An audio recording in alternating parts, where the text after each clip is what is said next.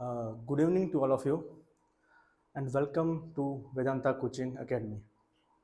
Today we will start with a new topic, that is physics. As we know that there are a lot of sub branches of physics like mechanics, thermodynamics, modern physics, optics. मेरा नाम दीपक शर्मा और मैं आपका physics का faculty हूँ। जैसा कि हम सभी जानते हैं कि एक स्ट्रॉन्ग बिल्डिंग के लिए एक स्ट्रॉन्ग फाउंडेशन का होना बहुत ज़रूरी है। वैसे ही फिज़िक्स में फाउंडेशन का काम करती है मैकेनिक्स। यहाँ पे बहुत सारे हमारे पास सब पार्ट है फिजिक्स के, like mechanics, thermodynamics, electrostatic, magnetism, बहुत सारे हमारे पास सब ब्रांचेज है। जो मैकेनिक्स जो पार्ट है फाउंडेशन की तरह काम करती है। तो अगर हमारी मैकेनिक्स में कमांड अच्छी होगी तो with the help of those topic that will cover in mechanics, they will helpful in our future topic. Like जैसे हम पढ़ते हैं, मैं अगर आपसे बात करूं, हम मैकेनिक्स में ग्रेविटेशन के बारे में पढ़ते हैं। जो ग्रेविटेशन के जितने भी टॉपिक होंगे मैक्सिमम जैसे वो हमारे यूज़ इलेक्ट्रोस्टैट में होंगे। तो अगर हमने मैकेनिक्स में अच्छे तरीके से अब चीज़ पढ़ ली होगी तो उधर इलेक्ट्रोस्टैटिक चैप्टर में ये हमारे लिए बहुत ईजी होगा पढ़ना। मैं होप करता हूँ कि हमारे जो भी एस्पिरेंट है उनको बेसिक नॉलेज इन सभी चीज़ों की होगी, लाइक मैथमेटिक्स, मैथ्स में से डिफरेंशिएशन होती है, कैलकुलस होती है, इन सभी के बारे में बेसिक नॉलेज होगी। और मैं प्रिसाइसली फोकस करूँगा, अगर आपका ग्राफ में बहुत अच्छी डिमांड है तो with the help of graph हम बहुत सारे क्वेश्चन को बहुत ही ईजी वे में कर सकते हैं। जैसे कि मैंने आपको अभी अभी बोला कि हम मैकेनिक्स आज स्टार्ट करेंगे। मैकेनिक्स में भी हम सबसे पहले हमें पता है जैसे हम देखें मैकेनिक्स,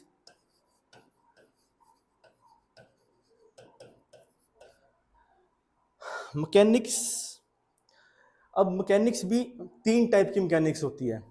जैसे कि अब मैं सबसे पहले बात करूं रिजिड बॉडी मैकेनिक्स, सबसे पहले बात आती है रिजिड बॉडी मैकेनिक्स। दूसरी आती है हमारी deformable mechanics and third last one is fluid mechanics. Mechanics की ये तीन पार्ट है, एक rigid body mechanics, deformable mechanics and fluid mechanics. इसमें से हम सबसे पहले अगर बात करें रिजिड बॉडी मैकेनिक्स की, रिजिड बॉडी मैकेनिक्स का मतलब है जैसे कि हमारे पास ये पेन है, इस पेन में अगर मैं 2 पॉइंट कंसीडर करता हूँ, before the application of the load, अगर मैं इस पर लोड लगाऊं तो उन 2 पॉइंटों की दूरी की चेंज एज अ मतलब सेम रहेगी। But after the application of load, suppose that ये मेरे पास एक बॉडी है, यहाँ पे एक पॉइंट यहाँ पे है, एक पॉइंट यहाँ पे है। Before the application of the load दोनों, इसकी पोजीशन कुछ x1 होगी, इसकी पोजीशन कुछ x2 होगी। बट जैसे ही मैंने इस पर कोई फोर्स लगाई, जैसे ही मैंने इसके ऊपर कोई F1 और F2 अमाउंट की फोर्स लगाई, तो इसके कारण क्या हुआ, इन जो पार्टिकल है ये पार्टिकल अपनी पोजीशन से डिस्प्लेस नहीं हुए, वो वहीं के वहीं रहे। मतलब there is a no relative motion between these particle. तो इस तरह की मैकेनिक्स को हम रिजिड बॉडी मैकेनिक्स कहते हैं।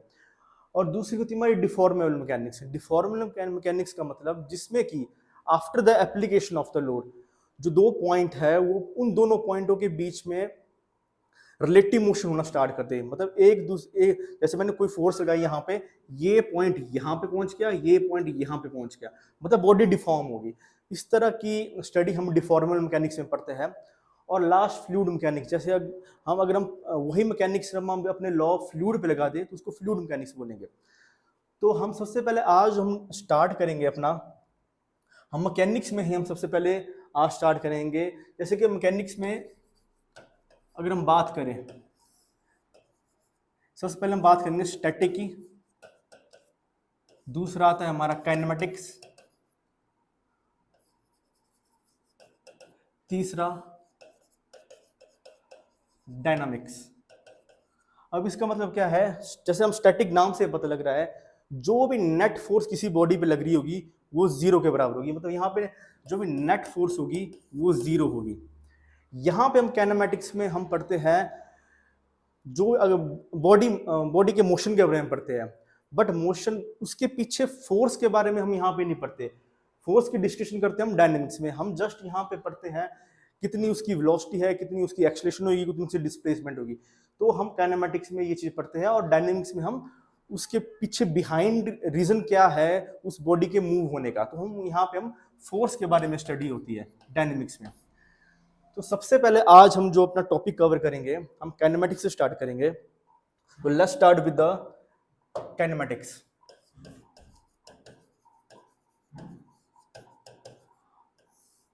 सबसे पहले काइनेमेटिक्स में बात आती है रेस्ट एंड मोशन। अगर हम रेस्ट की बात करें, रेस्ट और motion both are the related term. जैसे कि फॉर एग्जांपल मैं अभी इस रूम पे खड़ा हूं, मेरे लिए ये सामने वाला डेस्क रेस्ट पे है। क्यों? क्योंकि ये अपनी विद रिस्पेक्ट टू टाइम ये अपनी पोजीशन चेंज नहीं कर रहा है। वहीं अगर मैं किसी कार में हूं, मतलब किसी मूविंग फ्रेम ऑफ रेफरेंस पे हूं, तो वही डेस्क मेरे लिए मूवेबल हो जाएगा। तो इसका मतलब है जो रेस्ट और मोशन है, रेस्ट और मोशन ये both are the relative term. Actually ये रेस्ट और मोशन डिपेंड करते हैं कि हम ऑब्जर्वर किस फ्रेम ऑफ रेफरेंस पे है। अगर ऑब्जर्वर फ्रेम ऑफ दो टाइप के होते हैं, एक होते हैं हमारे पास इनिशियल फ्रेम ऑफ रेफरेंस और दूसरा होता है हमारे पास non inertial frame of reference. Inertial frame of reference वो फ्रेम ऑफ रेफरेंस होती है जिसमें एक्सेलरेशन इक्वल टू 0 होती है, और non inertial frame of reference जिसमें एक्सेलरेशन नॉट इक्वल टू 0 होती है। जैसे कि मैं एक और एग्जांपल दूंगा आपको। जैसे कि स्टेशन पे अगर कोई आदमी किसी बेंच पे बैठा हुआ है, अगर वो सामने अगर एक ट्रेन को देखे, रुकी हुई ट्रेन को देखे, तो उसके लिए रेस्ट पे है। अगर वही आदमी अगर किसी मूविंग ट्रेन पे बैठ जाए और वो बाहर अगर उस आदमी को देखे, तो वही आदमी उसके लिए एक मोशन में आ जाएगा। तो एक्चुअली डिपेंड करती है कि हम किस फ्रेम ऑफ रेफरेंस से ऑब्जेक्ट को देख रहे हैं। तो रेस्ट और motion means they are both are relative term. It will depend upon the observer कि ऑब्जर्वर किस फ्रेम ऑफ रेफरेंस से चीजों को ऑब्जर्व कर रहा है। अगर पोजीशन चेंज होती है विद रिस्पेक्ट टू टाइम और विद रिस्पेक्ट टू ऑब्जर्वर, तो उसको हम मोशन बोल देंगे। अगर पोजीशन चेंज नहीं हो रही विद रिस्पेक्ट टू टाइम और विद रिस्पेक्ट टू ऑब्जर्वर, तो वो चीज हमारे पास रेस्ट में आ जाएगी। नेक्स्ट, अब हम बात करेंगे डिस्टेंस के बारे में।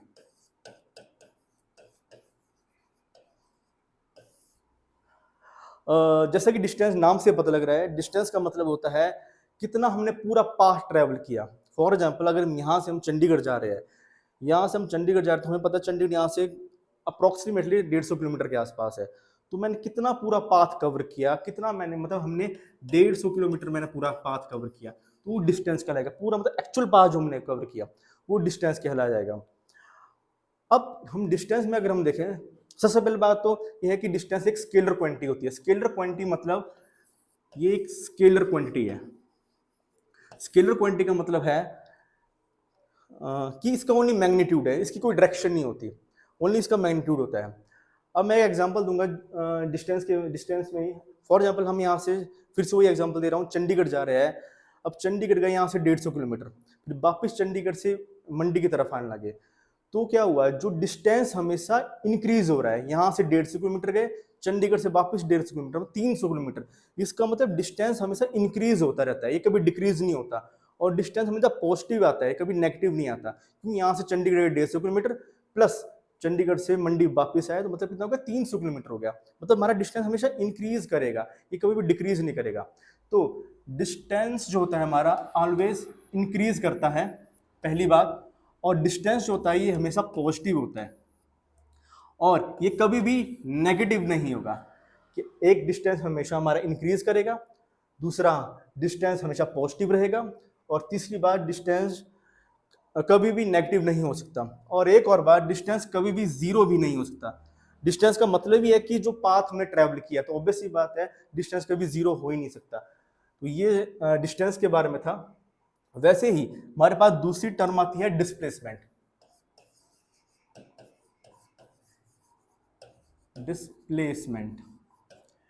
डिस्प्लेसमेंट का मतलब होता है शॉर्टेस्ट पाथ। फॉर एग्जांपल ये मेरे पास मैंने एक्सिस सिस्टम ले लिया, ये एक्स एक्सिस, ये वाई एक्सिस, ये जेड एक्सिस। मान लो एक पार्टिकल है यहाँ पे है और इस ये मूव किया यहाँ से ऐसे ऐसे बोलता है यहाँ से यहाँ तक गया, तो इसको मूव करने के लिए नंबर ऑफ पाथ है। ये यहाँ से यहाँ भी जा सकता है, ये यहाँ से यहाँ भी जा सकता है, और ये सीधा यहाँ से यहाँ भी जा सकता है। तो यहाँ पे डिफरेंट डिफरेंट पाथ है इस पार्टिकल को मूव करने के लिए। मान लो ये ए पार्टिकल है और ये पार्टिकल ए मूव किया, तो इसके बाद डिफरेंट डिफरेंट पार्टिकल, ये पाथ 1 हो गया, ये पाथ 2 हो गया, ये पाथ 3 हो गया। तो यहाँ पे डिफरेंट डिफरेंट हमारे पास पाथ है। जो शॉर्टेस्ट पाथ है वही डिस्प्लेसमेंट होता है। जो शॉर्टेस्ट पाथ हो गया,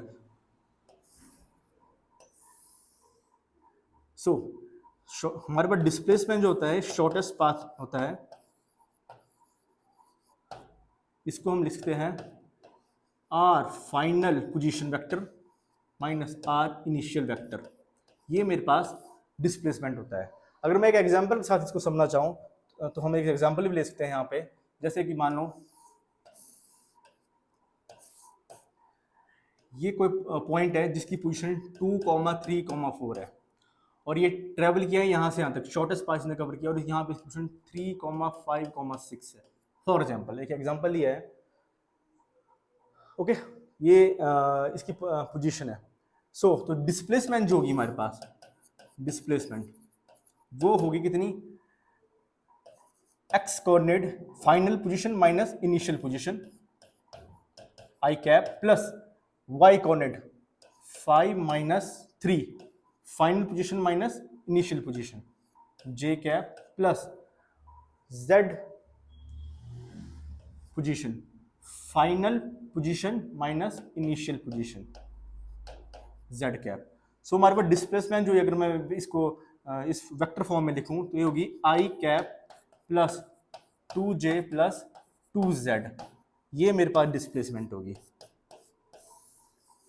ये मेरे पास डिस्प्लेसमेंट होगी। मतलब मैंने क्या किया, इन दोनों पॉइंट को कनेक्ट किया, जो शॉर्टेस्ट पाथ हुआ, ये मेरा वेक्टर, ये और ये फाइनल वेक्टर आर फाइनल, ये मेरा आर इनिशियल वेक्टर। सो जो मेरा ये वाला बचा, ये मेरा r final vector position vector minus are initial vector, ये आ गया। ये आर, ये वाला जो ना, ये वाला डिस्टेंस, ये और ये वाला डिस्टेंस, ये मेरे पास डिस्प्लेसमेंट होगी, R final vector minus are initial vector. So मेरे पास डिस्प्लेसमेंट होगी। अगर इसको मैग्नीट्यूड फॉर्म में लिखूं तो मैग्नीट्यूड फॉर्म में आएगा 1 का स्क्वायर प्लस 2 का स्क्वायर प्लस 2 का स्क्वायर। ये हो जाएगा हमारे पास 1 + 4 + 4 मतलब √9। मतलब डिस्प्लेसमेंट आ गई हमारे पास इक्वल टू 3 मीटर के पास। इस तरह से हम डिस्प्लेसमेंट को समझ सकते हैं। अब बात आती है डिस्प्लेसमेंट में, जैसे हमने डिस्टेंस में पढ़ा कि डिस्टेंस एक स्केलर क्वांटिटी होती है, तो जो डिस्प्लेसमेंट है हमारी वेक्टर क्वांटिटी होती है। ये वेक्टर क्वांटिटी है। वेक्टर क्वांटिटी का मतलब जिसकी मैग्नीट्यूड तो हो ही हो पर साथ में इसकी डायरेक्शन भी हो, तो हमारे पास वेक्टर क्वांटिटी कहलाती है।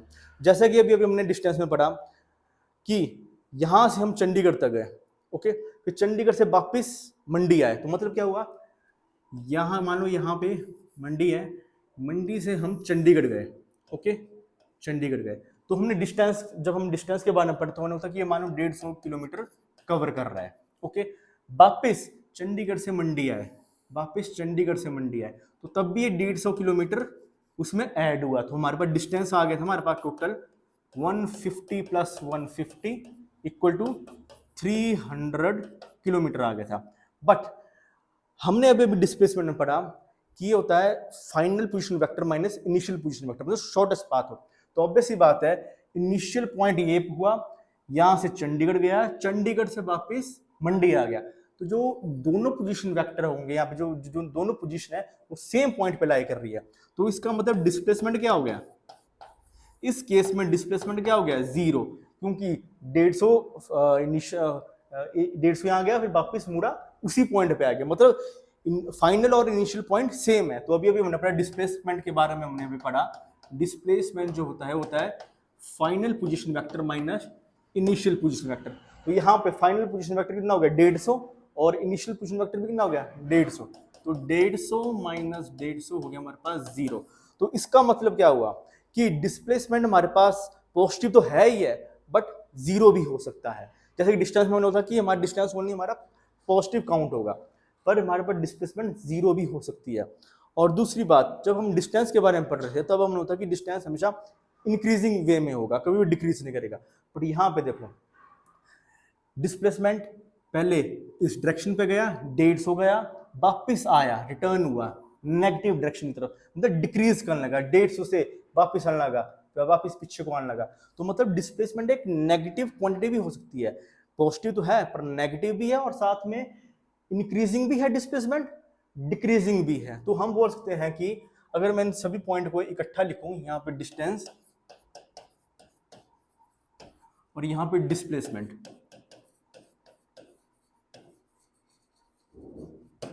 तो डिस्टेंस में अगर मैं बात करूंगा ये हमेशा पॉजिटिव होता है, ये कभी भी नेगेटिव नहीं होगी, ना ही ये जीरो होगी ना ही ये नेगेटिव होगी।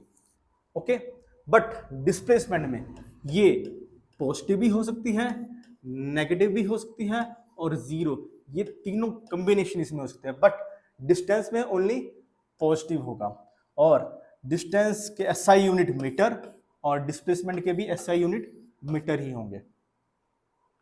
अगर यहां तक बात आपको समझ आ गई है, तो इसके बाद हम जो अगला एक थोड़े बहुत क्वेश्चंस देखेंगे, उस क्वेश्चन से हेल्प से हम देखेंगे कि कौन सा हम ग्राफ, मेनली ग्राफ के थ्रू हम देखेंगे कि कौन सा ग्राफ सही है और कौन सा गलत। फॉर एग्जांपल मैं अभी 2-3 ग्राफ यहां ड्रॉ करता हूं, ये एक्स टी और ये एक्स यहां पे डिस्टेंस है, और ये यहां पे मान लो ये एक्स ही है पर ये डिस्प्लेसमेंट के टर्म है, डिस्प्लेसमेंट टी, और ये भी कुछ इस तरह से ही है, और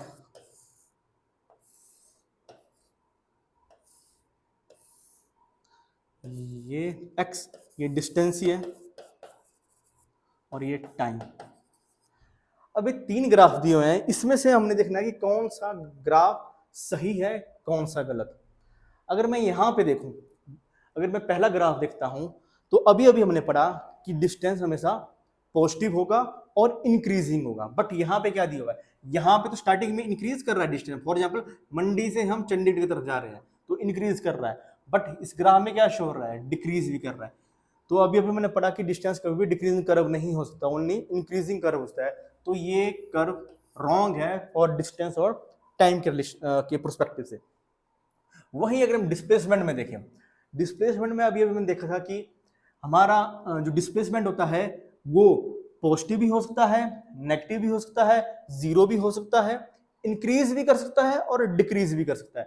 तो देखो ये इंक्रीज भी कर रहा है और ये डिक्रीज भी कर रहा है, मतलब ये ग्राफ ओके है। ओके, नाउ नेक्स्ट ग्राफ देखते हैं। अगर हम इस ग्राफ के बारे में देखें तो हमें यहां से क्या दिख रहा है,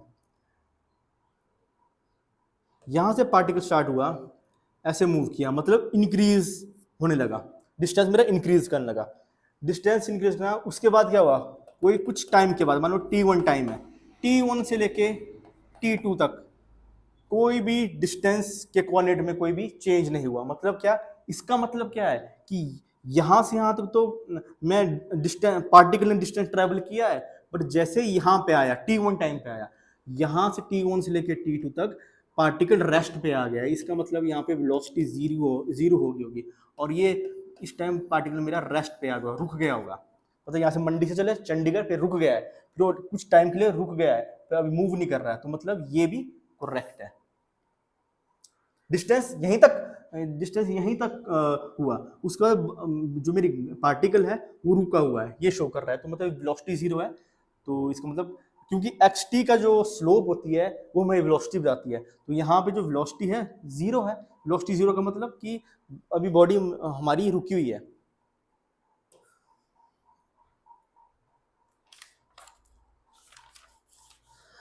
वैसे ही एक और इसमें हम ऐड कर सकते हैं, जो डिस्टेंस होता है ये हमेशा ग्रेटर देन और इक्वल टू डिस्प्लेसमेंट होता है,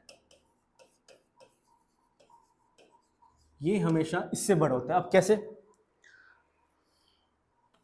एक तो हमने बात कर दी अभी एग्जांपल कि यहाँ से हम चंडीगढ़ जा रहे हैं, तो यहाँ से हम पहले गए चंडीगढ़ 150 किलोमीटर, फिर वापिस आए 150 किलोमीटर यहाँ पे, मतलब हमने डिस्टेंस कवर कर दिया 300 किलोमीटर का, एक एग्जांपल। दूसरा डिस्प्लेसमेंट क्या होगी यहाँ पे? जीरो, क्योंकि जहां से चले थे वहीं पे आ गए, तो मतलब छोटा। तो पहली कंडीशन तो ट्रू होगी कि डिस्टेंस ग्रेटर देन है डिस्प्लेसमेंट से। अब दूसरा इक्वल टू, इक्वल टू का मतलब है अगर हम यहां से चले फॉर एग्जाम्पल सुंदरनगर को, तो जब हम मंडी से सुंदरनगर की तरफ चले और हम अपनी डायरेक्शन, जो वेलोसिटी की डायरेक्शन वो चेंज नहीं कर रहे, एक ही डायरेक्शन में चले हैं, जैसे कि यहां से चले हम, यहां से यहां तक चले, मतलब एक ही डायरेक्शन में मूव कर रहे हैं, वेलोसिटी की डायरेक्शन चेंज नहीं हो रही, तो डिस्टेंस भी यहां से यहां तक मान लो 21 किलोमीटर हुआ। अब बॉडी रिटर्न नहीं हुई, वेलोसिटी यहाँ से बॉडी ऐसे रिटर्न नहीं हो रही, अब ये बॉडी यहीं पे रह रही है, यहां से मूव कर रही है बॉडी और यहीं पे रह रही है। तो इसका मतलब क्या होगा, इस केस में जब वेलोसिटी अपनी डायरेक्शन चेंज नहीं करती, उस केस में मेरे पास डिस्टेंस और डिस्प्लेसमेंट इक्वल हो जाता है। तो मान लो यहाँ मंडी से सुंदरनगर की तरफ चले, तो लॉन्गेस्ट पाथ भी कितना 21 किलोमीटर का हो गया, और डिस्प्लेसमेंट भी, डिस्प्लेसमेंट क्या होता है, final position minus initial position, तो वो भी कितनी की होगी, वो भी मेरे पास 21 किलोमीटर की होगी। तो मतलब यहाँ पे 21 किलोमीटर इक्वल टू 21 किलोमीटर हो गया। तो इसका मतलब डिस्टेंस और डिस्प्लेसमेंट दोनों ये रिलेशन है कि distance greater than equal to displacement के हो सकता है। वैसे ही अगर हम नेक्स्ट मूव करें, एक और ग्राफ देखते हैं, जैसे कि ये मेरे पास डिस्टेंस है, ओके, ये टाइम है, तब आप खुद बताना कि ये करेक्ट ग्राफ है कि रॉन्ग। एक पहला ग्राफ है, दूसरा चलो पहले इसी को कर लेते हैं, ये डिस्टेंस हो गया यहाँ पे टाइम। अब देखते हैं, अभी अभी हमने पढ़ा था कि डिस्टेंस हमेशा पॉजिटिव होगा, नेगेटिव नहीं होगा, पर हमें यहाँ पे डिस्टेंस यहाँ पे एक्स एक्सिस से नीचे आ गया नेगेटिव, इसका मतलब ये ग्राफ रॉन्ग है। अगर इस डिस्टेंस की जगह यहाँ पे अगर डिस्प्लेसमेंट होता तो उस टाइम ये ट्रू होना था, क्योंकि डिस्प्लेसमेंट पॉजिटिव भी हो सकती है, नेगेटिव भी हो सकती है और जीरो भी हो सकती है, तो उस टाइम ये ग्राफ ट्रू होना था। और वैसे ही एक और ग्राफ देखते हैं पोजीशन और टाइम के बीच में, यहाँ पे पोजीशन और यहाँ पे टाइम। जब हम यहाँ पे पोजीशन और टाइम के बीच में देखते हैं, एक ग्राफ देखते हैं, एक ग्राफ हो गया ये, दूसरा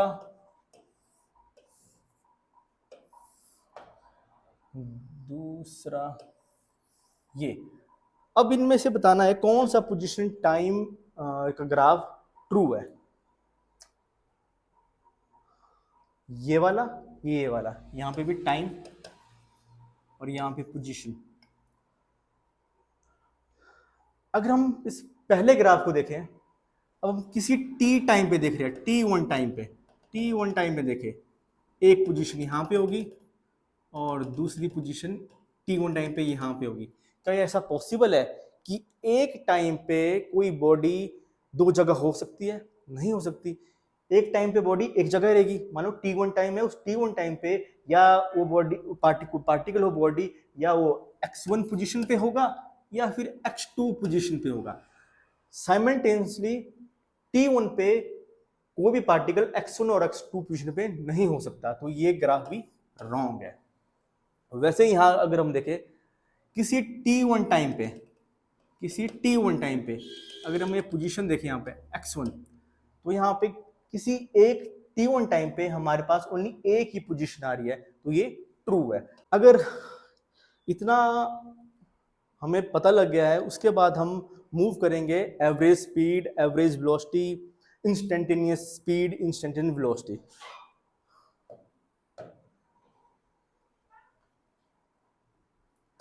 वेलोसिटी, अगर हम बात करें वेलोसिटी की, अगर हम वेलोसिटी की बात करें तो वेलोसिटी दो टाइप की हो सकती है। एक एवरेज वेलोसिटी, दूसरी इंस्टेंटेनियस वेलोसिटी। अब सबसे पहले बात आती है कि वेलोसिटी, ये तो ठीक है कि दो टाइप की वेलोसिटी है,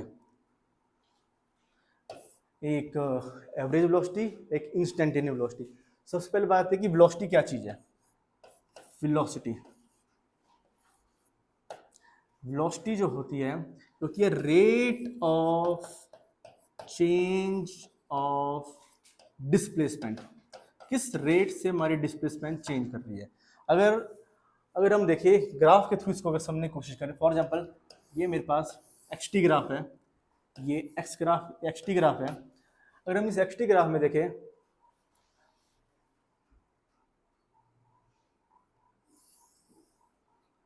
ओके, जब जैसे एक्स टी ग्राफ में देखें तो जो वेलोसिटी है वो है हमारे पास final position minus initial position divide by final time minus initial time, ये हमारे पास वेलोसिटी है। सबसे पहले जाकर बात करते हैं हम, ये पॉइंट ए लेते हैं और ये पॉइंट बी लेते हैं। ये ए पॉइंट की कुछ ना कुछ पोजीशन होंगी x1 y1, बी पॉइंट के भी कोई ना कोई पोजीशन होंगे x2 y2। जब हम दोनों पॉइंट को कनेक्ट कर देंगे, जब इन दोनों पॉइंट को कनेक्ट कर देंगे तो एक स्लोप फॉर्मेशन होगी, तो एक स्लोप की फॉर्मेशन होगी। जो ये स्लोप होगी यही हमारे पास वेलोसिटी है। किसी भी एक्स टी टाइम ग्राफ की जो स्लोप होती है वो हमें वेलोसिटी प्रोवाइड कर देती है। अगर हम इस तरह से देखें, अगर इसी कर्व को, अगर ये दोनों पॉइंट में बहुत बहुत बहुत नजदीक ले आऊं, मतलब यहाँ जैसे फॉर एग्जांपल इन्हीं दो पॉइंट को अगर मैं बहुत बहुत नजदीक ले आऊं टी टाइम, तो यहाँ पे अगर मैं जो टेंजेंट ड्रॉ करूं, जो टेंजेंट ड्रॉ होगा, तो टेंजेंट की जो स्लोप होगी v, वो मेरे पास इंस्टेंटेनियस वेलोसिटी होगी, मतलब एक छोटे से अमाउंट के लिए dx/dt। सो ये होगी हमारे पास इंस्टेंटेनियस वेलोसिटी और ये होगी हमारे पास एवरेज वेलोसिटी। कोई भी एक्स टी ग्राफ का जो स्लोप होती है वो वेलोसिटी, वो हमें वेलोसिटी प्रोवाइड कराती है। अगर दो पॉइंट के बीच में अगर हम स्लोप देखें वो हमें एवरेज वेलोसिटी बता देगी। अगर हम किसी एक पर्टिकुलर पॉइंट की बात करें, फॉर एग्जांपल यहाँ से हम फिर से चंडीगढ़ जा रहे हैं, चंडीगढ़ जाने के लिए कम से कम हमें कभी हमारी स्पीड कभी हमारी वेलोसिटी 80 किलोमीटर पर आवर की होगी, कभी हमारी 50 की होगी, कभी 60 की होगी, मतलब वेरी करती रहेगी टाइम टू टाइम। बट वही अगर मैं बात करूं कि यहाँ जब कीर्तपुर में जो हमारे पास जो ब्रिज आता है, उस ब्रिज पे उस पर्टिकुलर टाइम पे आपकी कितनी वेलोसिटी थी, तो हो जाएगी मेरे पास इंस्टेंटेनियस वेलोसिटी। मतलब उस पर्टिकुलर टाइम की बात जब होगी तो उसको हम इंस्टेंटेनियस वेलोसिटी बोल देंगे। अब इसी पे हम थोड़ा सा आगे और डिस्कस करते हैं। जो वेलोसिटी होती है, जो वेलोसिटी होती है इसके एसआई यूनिट होते हैं मीटर पर सेकेंड, मीटर पर सेकेंड। इसके एसआई यूनिट होते हैं मीटर पर सेकेंड। अब सबसे पहले बात अगर वेलोसिटी में करूं, जैसा कि अभी अभी हमने बात की थी, एक एग्जांपल लेते हैं इसको समझने के लिए।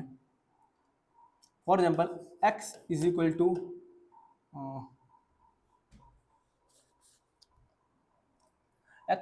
टी स्क्वायर माइनस 2t, एक कोई पोजीशन है हमारी और हमें बोला है find the average velocity t0 to t3 second, ये चीज बोली हमें। ये हमारे पास कोई एक पोजीशन वेक्टर दे रखा है और हमें बोला कि फाइंड द एवरेज वेलोसिटी। तो कैसे निकालेंगे, हमें अभी पता है एवरेज वेलोसिटी जो होती है वो होती है r final vector minus r initial vector divide by t final minus t initial. अगर अब देखो r फाइनल का मतलब क्या है, r फाइनल का मतलब है कि जब ये वाली क्वांटिटी में अगर मैं t3 पे बात कर रहा हूं, मतलब t3 पे मतलब कि 3 का स्क्वायर माइनस 2 इंटू 3, ये हो गया मेरे पास r फाइनल वेक्टर। 3 का स्क्वायर माइनस 2 इंटू 3 और माइनस इनिशियल वेक्टर क्या हो जाएगा, इनिशियल वेक्टर होगा मतलब starting point 0, t equal to 0 पे 0 0, तो ये हो जाएगा 0। और फाइनल टाइम कितना है हमारे पास 3 और इनिशियल टाइम कितना है हमारे पास 0। तो यहाँ से हमारे पास एवरेज वेलोसिटी आएगी कितनी, 9 माइनस 6/3, तो ये हो जाएगा हमारे पास 3/3। इसका मतलब 1 मीटर पर सेकेंड, ये मेरे पास क्या आ गई, ये मेरे पास एक एवरेज वेलोसिटी आ गई। अगर इसी क्वेश्चन को अगर मैं देखूं, अगर इंस्टेंटेनियस वेलोसिटी बोला होगा, इसी क्वेश्चन में अगर मेरे को बोला होगा इंस्टेंटेनियस वेलोसिटी निकालने के लिए किस पॉइंट पे, एट 3 इक्वल टू टी पे, अब बोला होगा find instantaneous velocity at t equal to 3, मतलब कि एक पर्टिकुलर पॉइंट के ऊपर बोल रहे हैं कि हमें यहाँ पे हमें वेलोसिटी निकालनी है। तो v क्या हो जाएगा, सिंपल dx बाय dt, मतलब हमें इसकी सिंपल डिफरेंशिएशन करनी है। तो कितना होगा 2t माइनस 2, तो कितने किस टाइम पे बोला हुआ है, एट t इक्वल टू 3 पे बोला हुआ है। तो 2 इंटू 3 माइनस 2 6, ये हो गया हमारे पास 6 माइनस 2 मतलब 4 मीटर पर सेकंड, ये मेरे पास इंस्टेंटेनियस वेलोसिटी होगी at 3 equal to t second पे। तो ये हो गया हमारे पास एवरेज वेलोसिटी और इंस्टेंटेनियस वेलोसिटी के थोड़े क्वेश्चन। जैसा कि अभी हमने थोड़ी देर पहले पढ़ा हुआ था कि डिस्टेंस जो होता है, सॉरी, डिस्टेंस बड़ा होता है ग्रेटर इक्वल टू डिस्प्लेसमेंट के, ये चीज़ अभी हमने पढ़ी हुई थी। उसी तरह हमारे पास एवरेज स्पीड ये बड़ी और इक्वल टू होती है एवरेज वेलोसिटी के। क्यों, क्योंकि अभी पढ़ा एवरेज स्पीड की अगर मैं बात करूं, एवरेज स्पीड का मतलब होता है, जैसे अभी हमने एवरेज वेलोसिटी की बात क्या की, हमने बोला टोटल डिस्प्लेसमेंट अपॉन टाइम, वैसे ही एवरेज स्पीड क्या होएगा, total distance upon time. Okay, अब देखो एवरेज स्पीड का मतलब है total distance upon time, average velocity का मतलब है टोटल डिस्प्लेसमेंट ऑफ टाइम। हमें पता है डिस्टेंस जो होता है हमेशा बड़ा और इक्वल टू होता है डिस्प्लेसमेंट के। तो अगर एवरेज स्पीड हमारी टोटल डिस्टेंस अपॉन टाइम है, तो इसका मतलब ये भी बड़ी और इक्वल टू होगी एवरेज वेलोसिटी से, यहीं से प्रूफ हुआ रहा है। ओके, अब सबसे पहले हम अब आगे मूव होने से पहले थोड़े बहुत ग्राफ के बारे में जान लेते हैं, क्योंकि ये ग्राफ बहुत ज़्यादा हेल्प करेंगे आगे की डिस्कशन के लिए। फॉर एग्जांपल अभी अभी हमने बोला जो एक्सटी ग्राफ होता है, एक्सटी ग्राफ मतलब पोजीशन और टाइम का ग्राफ, इस पोजीशन एक्सटी ग्राफ की जो स्लोप होती है, फॉर एग्जांपल मैंने किसी पॉइंट पर स्लोप निकालनी है, ये मेरे पास वेलोसिटी होती है। एक्सटी ग्राफ की स्लोप वेलोसिटी होती है, वैसे ही वेलोसिटी और टाइम का ग्राफ जो स्लोप होती है वो मेरे पास एक्सेलरेशन होती है। एक्सटी ग्राफ की स्लोप वेलोसिटी, वीटी ग्राफ की स्लोप एक्सेलरेशन। वहीं अगर मैं बात करूं वीटी ग्राफ का, अगर मैं एरिया फाइंड आउट करूं, वीटी ग्राफ का अगर मैं एरिया देखूं, जो वीटी ग्राफ का एरिया मेरे को क्या प्रोवाइड कराएगा, वीटी ग्राफ का एरिया मेरे को प्रोवाइड करा देगा पोजीशन। अब हम इसको देखेंगे आगे कैसे प्रोवाइड करेगा, ये पोजीशन प्रोवाइड करा देगा। वैसे ही अगर मैं बात करूं एक्सेलरेशन और टाइम की, ये एक्सेलरेशन ये टाइम, इस एक्सेलरेशन टाइम का जो एरिया होगा इस कर्व का, इसका जो एरिया होगा ये हमें प्रोवाइड करा देगा चेंज इन वेलोसिटी, ये हमें चेंज इन वेलोसिटी बता देगा। एक्सटी ग्राफ की स्लोप वेलोसिटी बताती है, वेलोसिटी टाइम की स्लोप एक्सेलरेशन बताती है, एटी ग्राफ का एरिया चेंज इन वेलोसिटी बताता है, वीटी ग्राफ का एरिया पोजीशन के बारे में हमें बता देता है।